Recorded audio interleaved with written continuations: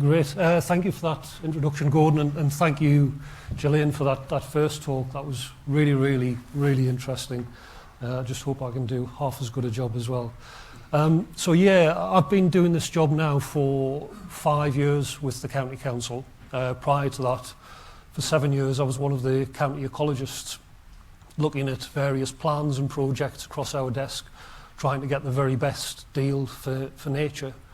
Prior to that time, I was heavily involved in the restoration and aftercare of mineral sites, which of course have got tremendous opportunities for wildlife. So in terms of the talk today, I thought we'd talk a little bit about the background of Space for Shorebirds, a background about the Northumberland coast and how it is so important for shorebird species. And then we'll go on to talk about some of the birds a bit more in depth in our shorebird stories, and go across our work that we've been underway for the last 5 years or so. And then we'll talk about the big focus of our season during the summer, certainly from April right the way through to August. It's all about the nesting season and what we can do to help some of our beleaguered shore nesting birds. And then we'll mention a little bit about what we'll be looking at in the future, and possibly maybe getting some of you out on site on our beaches with some of our events in future. So there's one in particular for society members. So I think first of all it's worth saying what a shorebird is, and it is a bit of a tricky group to define. They're all bundled into the Quadriform taxonomic group. We can think of them as also wading birds, shorebirds, all being the same. But what particular features are identified by them are the particular bill lengths which are adapted to their feeding conditions and environments and how they exploit their food resources. And you'll notice here, very, very prominent, you've got those prominent legs as well, which stand out a mile in comparison to the length of their bodies. And from the outset, I think it's really important to point out that Northumberland is internationally important for shorebird species. And I think that is a fact that is sort of missed a lot sometimes amongst all of the big seabird colonies that we've got here on the Northumberland coast. So yeah, internationally important, that's a very, very high standard. So why is it so important? And this picture kind of helps to spell that out quite nicely. If we look here, we've got areas of rocky shore, rock platform that are disappearing as the tide comes in. In between those areas of rocky shore, we've got muddy sections, and behind that we've got a sandy beach. And large sections of sandy beach tend to be fairly quiet for shorebirds, but they can be really, really transformed by big inputs of wrack, by inputs of seaweed, which can really boost shorebird numbers, because when the wrack actually degrades, you get sandfly larvae in there, and that sandfly larva contributes enormously to the amount of calories, particularly species like turnstone, get from their environment. So with all of these different environments, you get each species may be adapted to one or two of them, or you can get some real specialists who are really adapted to just one of these, and we'll talk a little bit more about which ones fit those descriptions.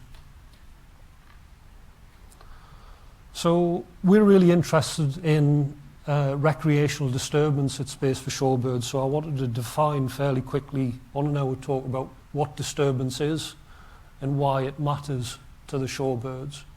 Essentially, it's anything that imposes a behaviour change upon those birds that are naturally doing what they'd be doing. So whether it be feeding or roosting, human recreation would take them away from what they'd be doing. So it could be they suddenly become alert, or they might start alarm calling, or they could start walking away, or potentially flying away, or completely flying out of the area.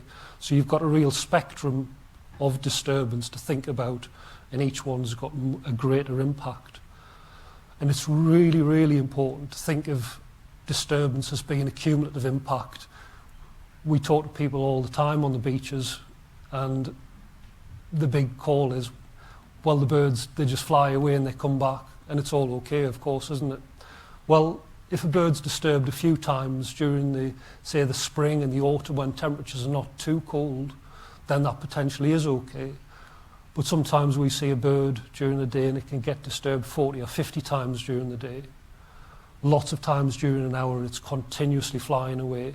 So it loses a lot of potential feeding time, and of course all that flying away costs it energy, calorific, that it wouldn't be burning otherwise. And what's been shown by recent studies over the last 20 years or so, the impact of continuous human recreation disturbance is becoming a bit more clearly understood, including a fairly recent turnstone study on the Northumberland coast, which really highlighted that turnstone populations were doing better in areas that were closer to offshore refuges, indicating those areas which are away from those undisturbed refuges were becoming poorer habitat purely because of disturbance.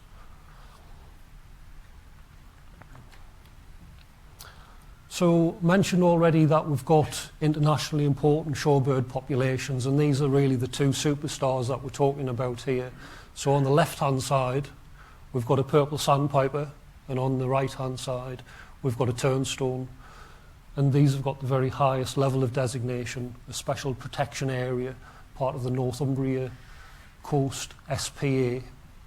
And both of those species have had declines throughout the period where they've been designated, and unfortunately the national picture is worse. But what we've seen over that time is that the birds further down south have fared even worse than the birds in northern England and also in Scotland. So it's indicative of a shift, probably due to climate change, and some birds will actually be now staying in further northern climes, like say southern Scandinavia, rather than migrating completely.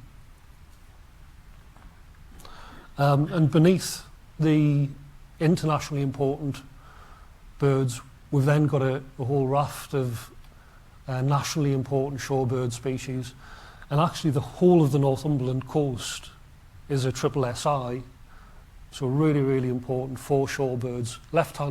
Top left, we've got a redshank, and top right, we've got a rather magnificent looking golden plover. That's in breeding plumage, so perhaps a little bit misleading. The two in the bottom left are sandling partway through a molt, and we've got ring plover on the right hand side there. So, and as well as that, these birds within the nationally important category, we've got a lot more other waders which are considered. So when we're thinking about waders on the Northumberland coast, we need to think it's the whole of the coast and all waders that are really in concern here. So probably my least interesting slide, it's a house being built, but this is essentially why Space for Shorebirds was set up. When Northumberland County Council was setting up its local plan a number of years ago, it became clear that a certain amount of the housing allocation would appear within the coastal zone, so around about 12,000 houses. And there'd be new policies in there, and there'd be new tourism development in there. And of course, all of those extra people living there and all those new visitors means more potential recreation. So more people going for a walk, more people owning a dog, more people going angling, everything right across the spectrum of what people do on the coast.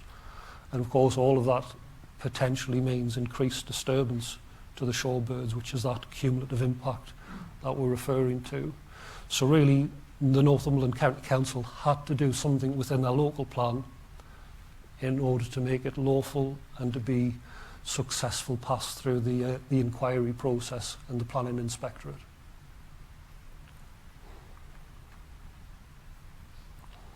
So that hopefully gives you a little bit of the background. Now we go on to a bit more talking about the birds a bit more generally. And our challenge with Space for Shorebirds is trying to bring these birds to life for people who who don't understand the birds and the challenges that they face. Some of them have got absolutely incredible lives, and hopefully by talking to people and explaining the challenges that these birds face, they can appreciate them. We get a lot of people who go to the beach and just simply don't see the birds, but that greater awareness and greater understanding, we would hope is that those people would then become to care for the birds and the wildlife that are there at the coast. What is absolutely always categorised and thought of with shorebirds is that so many of them are long-distance migrants. So huge journeys travelling between their breeding grounds and their wintering grounds. So you can get some species which will be going from the southern end of Africa right the way up to Arctic Canada and Greenland. So you've got tremendous journeys being accomplished here, and some of the real record breakers in terms of migration are the shorebird species. And one thing that fascinates me with the shorebirds is how they adapt to their migration and the run up to the migration. Their stomach and their liver increase in size to be able to take on additional food in the run-up to a migration, so that they can lay down huge body reserves of oils on their body. And then in the immediate run-up to the migration, those organs will shrink, and their heart and their lungs will actually increase in size. So they're becoming like a migration athlete, really, without having to do anything. They're turning themselves into a mofara without any form of training, which is just an incredible thing that their evolution has programmed them to do that. So some of those birds will arrive in the UK, but quite a lot of them go on a lot further to breed. And some of the birds we're finding a bit more that actually spend the winter in the UK and also breed in the UK. But I think the bottom line with shorebirds is just that mind of always thinking global.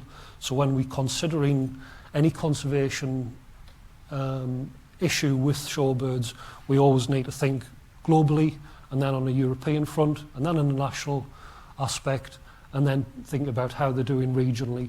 And that continuous zooming in, zooming out of the scale of consideration is a real challenge for us to ensure that everybody's doing that as much as we can. So, I mentioned purple sandpiper already, but it's one of the birds I'd really like to bring to the fore. Can I have a show of hands about how many people have actually seen a purple sandpiper? So we've got a decent proportion, but we've also got a number of people who haven't seen a purple sandpiper as well. And quite a lot of people haven't even heard of a purple sandpiper. And to think that the Northumberland coast is internationally important for these birds, and we've got a place on the coast which is actually England's most important spot for purple sandpiper, just up past just up past Bamborough at Stag Rocks. These birds are real specialists, so these are the birds which will stay on the rocky shore much more so than any bird. So you can think of a curlew being quite a flexible bird in terms of how it would use the coast, and then it would go inland to feed, and some of the birds will do that reactively under stormy conditions. Not so the purple sandpiper. It is one of the most hardy shorebirds that we've got here.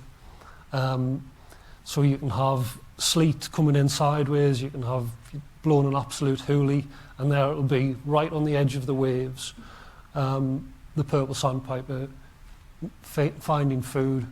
So it is incredibly wedded to that thin ribbon of intertidal habitat. So in that sense, I think of it as being really tough, but very, very vulnerable, because if it's disturbed from that area, it doesn't have the ecological flexibility to go somewhere else. And I'm a big fan of purple sandpipers, but certainly my number one wading species, but this is actually my favourite individual bird. And this is green VX6, which, as far as I'm concerned, is a little superstar. So we encountered this bird, first of all, in November of 2021, and it just appeared next to me when I was doing some rangering work on the rocks at Stag Rocks. And we were able to track the person who had actually ringed this bird, and it was ringed in Svalbard. So you imagine Svalbard, huge tundra landscape, there's more polar bears than people, so just incredible change from here I was, and it was in front of me. And the fabulous thing is, green VX6 has turned up not just in the winter of 21, the winter of 22, and the winter of 23, in exactly the same spot. We've seen it within 50 metres of exactly where we saw it first of all. And it's doing such an enormous journey at the same time. So the way I think of it, and their loyalty to their wintering grounds is, if I was to go to a completely different supermarket, it would take me twice as long to find the food I wanted. I wouldn't come out with all the food I wanted in the first place, and I'd probably spend twice as much money. If I went to my usual supermarket, great. What Green VX6 is doing is going to its usual supermarket. I think it knows the nooks and crannies on those rocks. It Stag Rocks like the back of its hand, so it knows which little crevices to exploit, which little pools to go in to find those marine creatures that makes up its food. So yeah, Green VX6, I hope to see it in the next month or so, hopefully. So this is where Green VX6 and his friends will go. So the winter in the UK and also Northwest Europe, and even the population winters in Iceland, so that just shows you how hardy purple sandpipers are. And then they'll head up on their migration up to northern Scandinavia, and also our population, a lot of them go on to Svalbard. So you've just got a short 3,000-mile return journey back to Svalbard. So, yeah. The next one I wanted to talk about a bit more in detail was the sandling, and I think we get asked about sandling more than any other shorebird species, so in that sense it's really nice that we've got a bird which stands out to people, and they often come up to us and describe them as what's the one that looks like a little mouse running around in front of the waves. It's a little clockwork toy, and in a way people are making a really good observation about these birds, that most shorebirds have got 3 foretoes and they've got a hind toe. Sandling have actually adapted to lose that hind toe, so they're literally running on the points of their toes. They're running really, really fast. So they're adapted to speed, and they're chasing the waves in and out, and they're finding these marine worms and little bivalves. Good way to identify the sandling is by its short, dark bill, and the overall picture you're looking for during the winter is that overall white appearance. It does change a little bit during the season, but during the midwinter in particular, they're really almost snow white.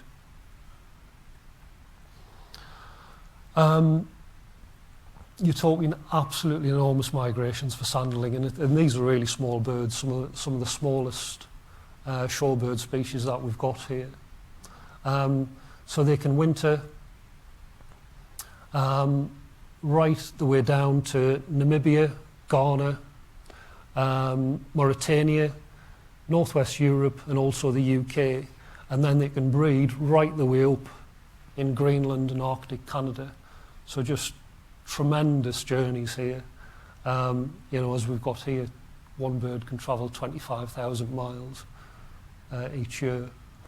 And there's been some really interesting studies done on some of the birds that nest in Greenland and fledge as chicks. So birds that can fledge right in nests just next to each other, adjacent to each other in the same area.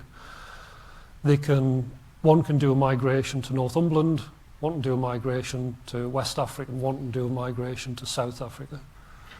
So you get in these huge differences, and we don't really know why one bird would choose to go that far and one bird would choose to go, say, in Northumberland. But what we do know is once that bird has done that migration once, that will be the migration that it makes for the rest of its life. And of course that makes sense as the individual. If you think back about what we were saying about the purple sandpiper, it's learning that wintering ground and where it can find its food best. So it goes back to what it knew, where it survived. I always feel sorry for the birds which have gone all the way down to Namibia, and you could have told them, well, you could have flown a lot less and survived just as well. Because there have been some further studies on the survival rates of these birds, and the birds which survive the best, greatest survival rates, are the birds that spend the winter in the west coast of Europe and the UK, and also the birds that spend the winter in Namibia. The birds that go to Ghana and Mauritania, they've got a markedly lower survival rate. So I feel especially sorry for those, because they could have just stayed in lovely Northumberland over the winter instead. And the thought behind that is that those areas, those equatorial zones, are not quite as productive in terms of marine food as the temperate zones. So yeah, the sanderling is a real little superstar, and we've got this massive migrations there.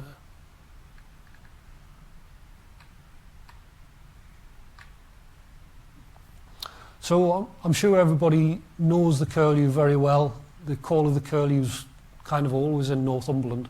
I did want to cover it for a particular few reasons. Mostly because the UK has got such a significant population of curlew here. So what happens to the UK's curlew really matters in a world context. So 20% of the world's curlew spend their time in the UK. Our wintering population gets inflated by around about double compared to the breeding population, so we get continental birds coming here and spending the winter with us. And those wintering grounds are Ireland, the UK, the west of the UK and Western Europe, right the way down to West Africa. And like we mentioned with the purple sandpiper, whereas the purple sandpiper is much more of a specialist in terms of the rocky shore, the curlew will spend time feeding on muddy areas, probing really deeply with that long bill, and it can spend time on areas of rocky shore in rock pools, using the curve on the bill to go under rocks and finding crabs. But equally, we see it an awful lot, probably more so than any other habitat, actually feeding on farmland. So the importance of having good, healthy, terrestrial farmland is really important for some of these shorebird populations.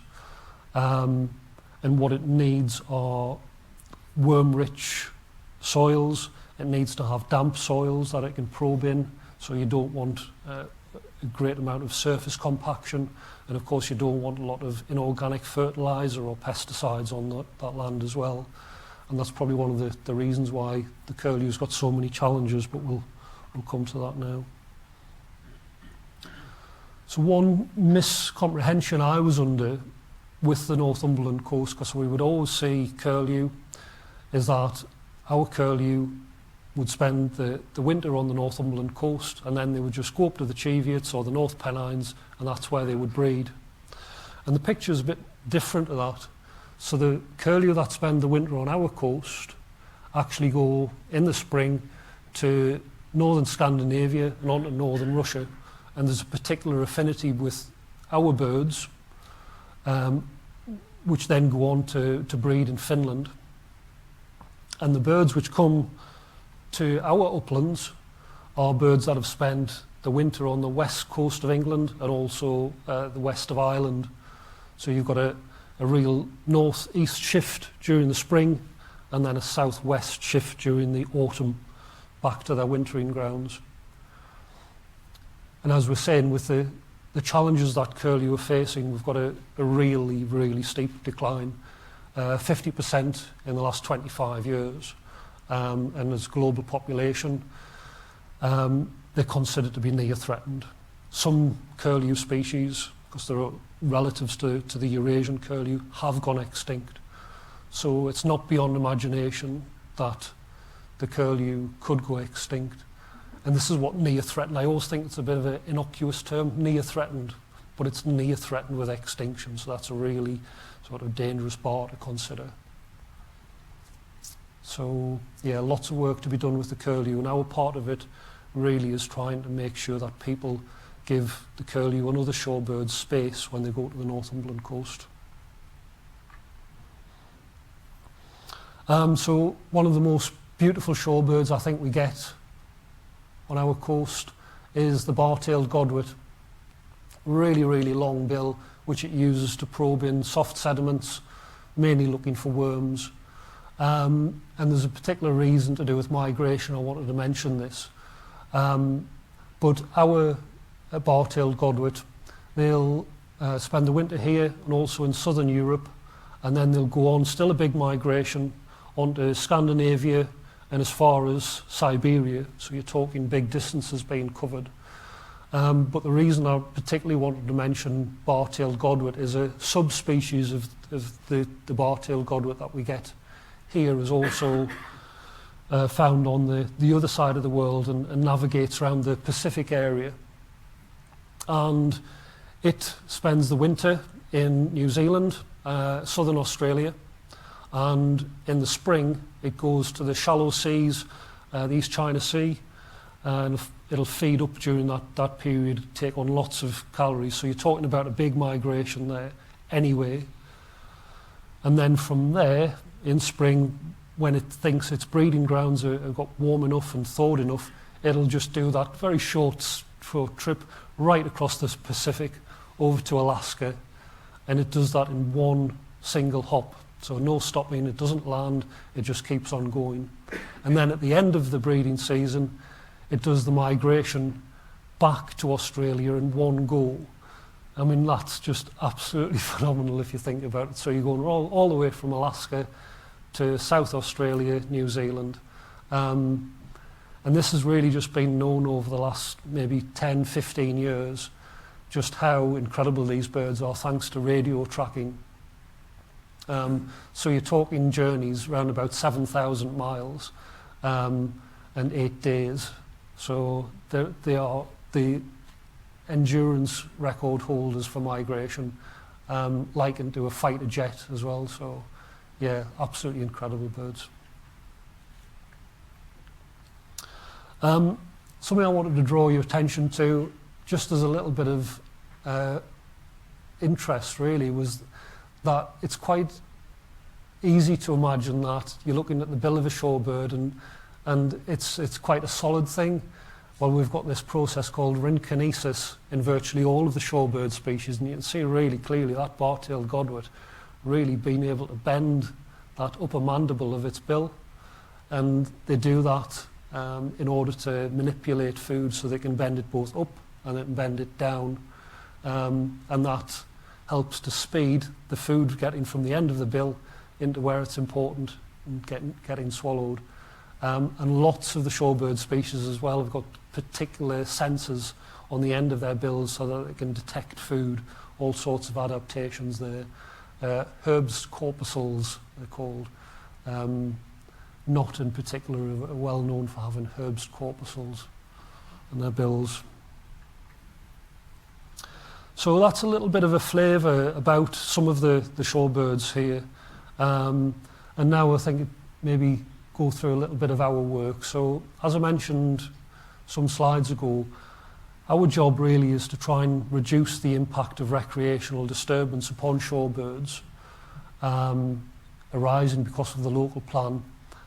Our service is entirely funded by developer payments, so it's through the planning system. So local taxpayers don't pay for space for shorebirds at all. And at the moment, we've got 4 rangers. In fact, we've just taken on the 4th ranger just over a week ago. And we tend to work in areas which are the most important areas for people and the most important areas for the birds, rather than spreading ourselves across that huge length of the Northumberland coast. So we work in places like Boomer and Beadnell. New Biggin is a really, really important spot as well. And we very much focus on positive awareness raising and engagement, trying to educate beach users that they are sharing the beaches with shorebirds and as I said before, trying to help them understand the challenges that those birds face and asking them with the messaging of when you go into the coast, go knowing it's a place where there's lots and lots of wildlife there and give those birds space. So we do various things, like we go to events. So I've got my colleagues Catherine and Ben here who went to, this was Bamborough Dog Show, and we do Shorebird for Beginners guided walks, which I'd love to see you all on. It'll probably take a few guided walks to get through you all, but handing out our leaflet, putting temporary signage out, and we're all driving around in our very brightly coloured vans that hopefully if you're on the Northumberland coast you should notice. And we've got a really big social media effort as well, and we think that's important so that we're capturing as many people as we possibly can with our messaging. Conversely, in a way, it's not people like you we need to speak to. It's everyday beach users. It's people that are not necessarily interested in nature conservation. We need to reach people who go to the beach just to have a walk, or just to walk the dog, or to fly a kite. It's those people that are really key. And of course, the best way to do that is actually just being on the beach. And we tend to position ourselves between where the people are and where the birds are, so that we can have a conversation with those people. We can invite people to have a look at the birds down the scope, and we can help to enthuse them about the birds that we've got here.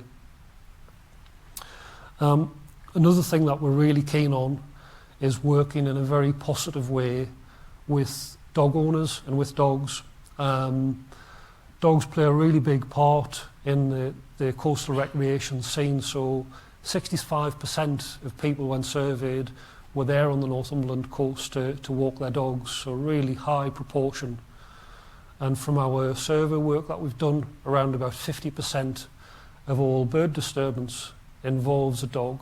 But I have to say, those are not normally a dog specifically chasing the birds. It's usually when the owner has wandered into an area where there are birds and the owner just hasn't noticed at all.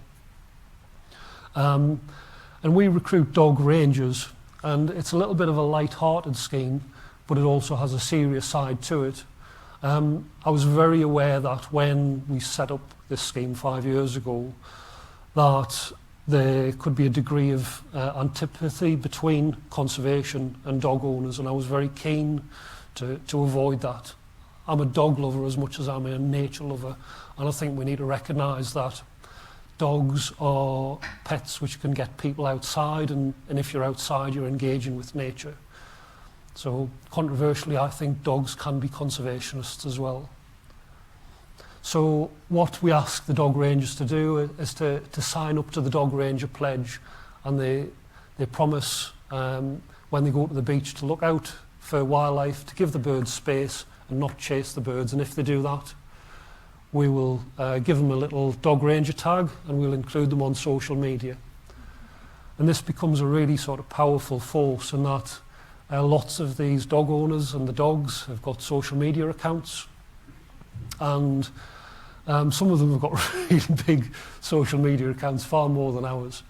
And when we're coming up to a key part of the season, we can ask those dog owners and the dog rangers if they'll propagate our messaging.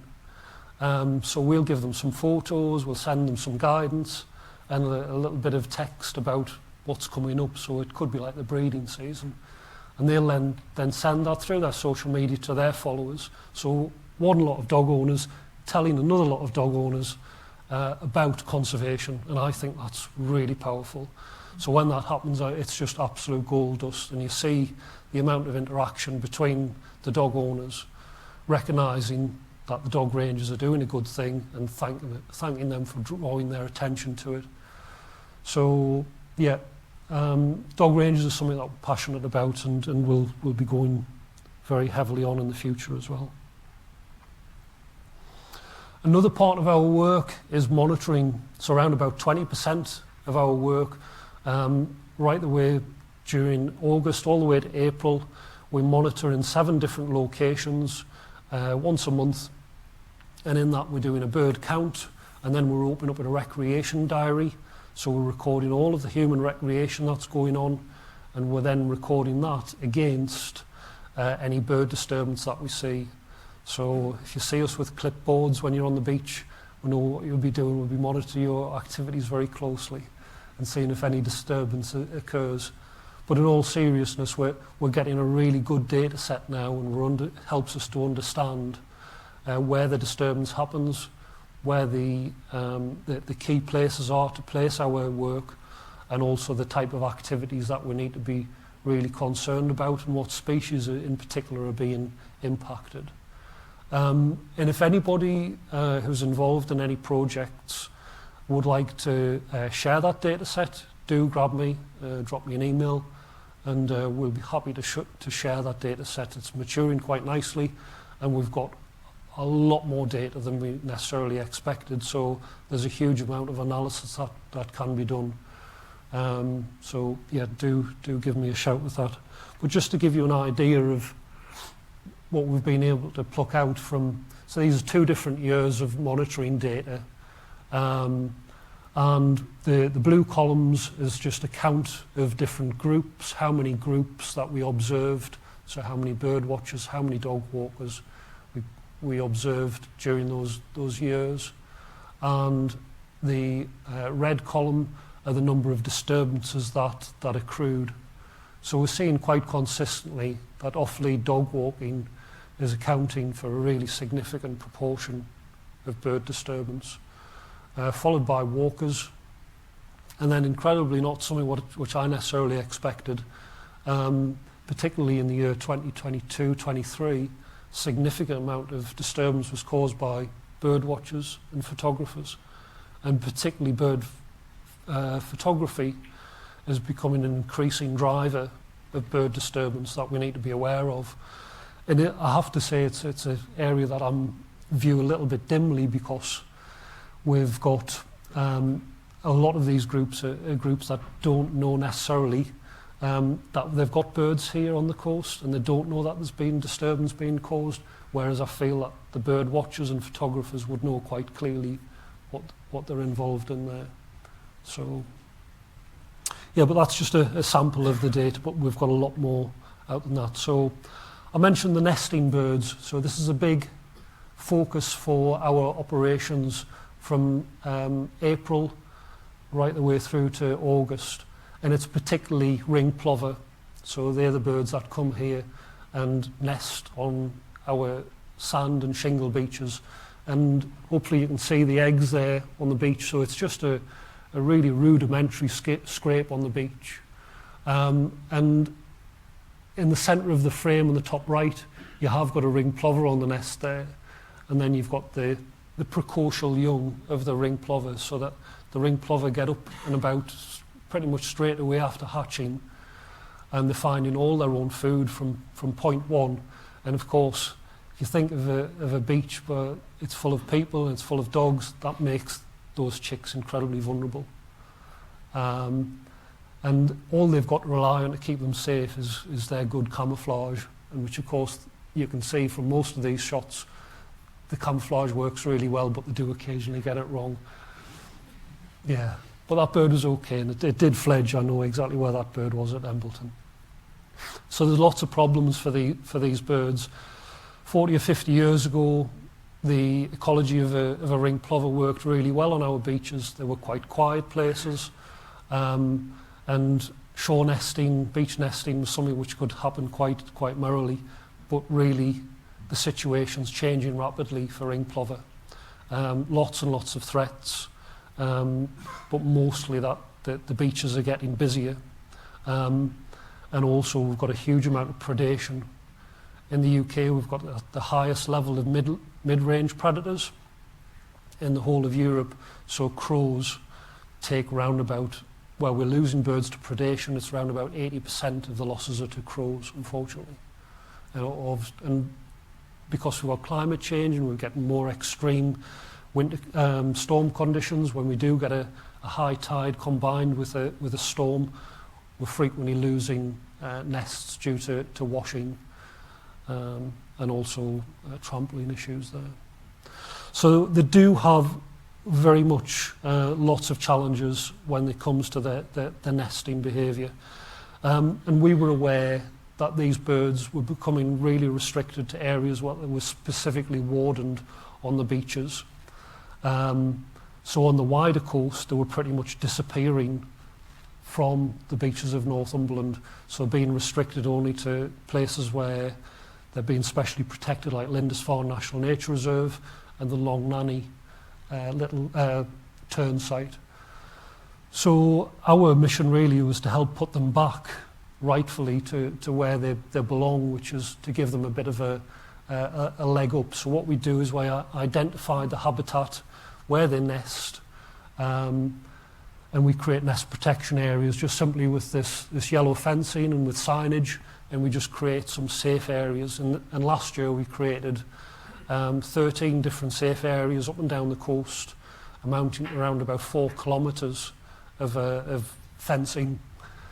And we were a bit worried about doing this at the very start because this has never been done before. There's no special ownership or designation with those beaches. So it was a bit of a step into the unknown, but actually the public response has been amazing. Support for ring plovers. And of course, if you show people a ring plover chick down the scope, everybody's hearts melt and they go away, leaving Northumberland with a really nice thought that, yeah, we're protecting our wildlife here on the beaches. So we've managed to double the nesting pairs, so still down relatively low numbers, so from 10 to just 20 this year in the breeding season. And we managed to fledge 14 ring plovers, which is a record number that we've managed to fledge. And I think that's still quite low. And it's been suppressed an awful lot by the action of predators that I mentioned before. But we are trying to protect them a bit more with the use of nest cages, which we've trialled this year to great effect. We've actually had the highest number of chicks that we've ever had, but then it's trying to protect the chicks as well. So that's been a big focus of our work. The last part of the nest protection work is something that we just started last year, and this was a colouring in project with Chris Redfern, who's heavily involved in the colouring in that we've got here. So we've colour-ringed around about 30 birds, which have then gone on to fledge from the beaches. And we've had 9 re-sightings already of these birds, but I would say UAH is the most interesting one in that this was the bird I saw in Beadnell of August 2023, and then in the October of the same year it was spotted off the northwest coast of France at Seine Island, and then I'm happy to say it reappeared in Northumberland during the summer. Not in Beadnell, it actually turned up in New Biggin. It wasn't breeding yet, so I think it was just doing the migration, but as it was still a young bird, it didn't set up a territory, it didn't attempt to breed. But we've had birds appear from lots of different areas. We're getting round about half of them, which seem to be staying in Northumberland, but we've had one turn up in Portsmouth, one on the east coast of Scotland, and then one mysteriously on the north coast of Ireland, which I wouldn't have expected. So they've gone in really random directions. But yeah, certainly a proportion spending the winter in Northumberland as well. So just a final word now about the future of Space for Shorebirds. So as I hopefully illustrated, Space for Shorebirds is a lot about making friends, building awareness and increasing the education, and we'll keep on doing that. We'll keep monitoring, using our monitoring data to inform where we're directing resources and how we're doing our work. Because we're funded through the planning system, we've got really quite a nice, secure and stable level of funding, and we're now looking at potential for creating green spaces away from the coast to potentially intercept dog walkers or other people that would potentially be beach users, to maybe bring them into green spaces that were nicely landscaped, where we created some suitable length footpaths and walks. So you could think of areas between, say, Alnwick and Boomer perhaps would be an ideal spot, or perhaps Ashington and its respective bit of coast. So trying to intercept those beach users. Of course, the beach still has that special appeal, so you're never going to divert everybody. So they do have some limitations. And what we'll also look at is potentially creating incentive schemes to sit alongside countryside stewardship, so that we can create a greater incentive and a greater weight to help farmers to provide habitat to farmers, so re-wetting some of their coastal fields, creating some wet features rather than draining them. So another aspect which would be, we would need an awful lot of evidence to do, and of course we're building up that evidence with monitoring data, is the potential of creating dog-free or potentially dogs on lead zones on the coast, which would be extremely controversial, but you know, we would need to think very carefully how we're going to go about that and evidence that very, very carefully as well. And then really our open invite. So we've got some up and coming events. The first one is organised through the Natural History Society itself on the 30th of November, and that's a walk at Boomer. And on the Natural History Society's Eventbrite page, you can have a look at that and potentially book up to that one. And then also on our website, we've got an events page on there, and we've got events, quite a few Shorebird for Beginners events coming up at New Biggin, Stag Rocks and Boomer. And between them, they give a really nice flavour. I would say New Biggin and Stag Rock and Boomer are nice sort of sister ones to visit, where you get similar species at New Biggin and Boomer. But certainly full details can be found on the website there. So that's the end of my talk today. So thank you very much for listening, and I'm happy to take any questions.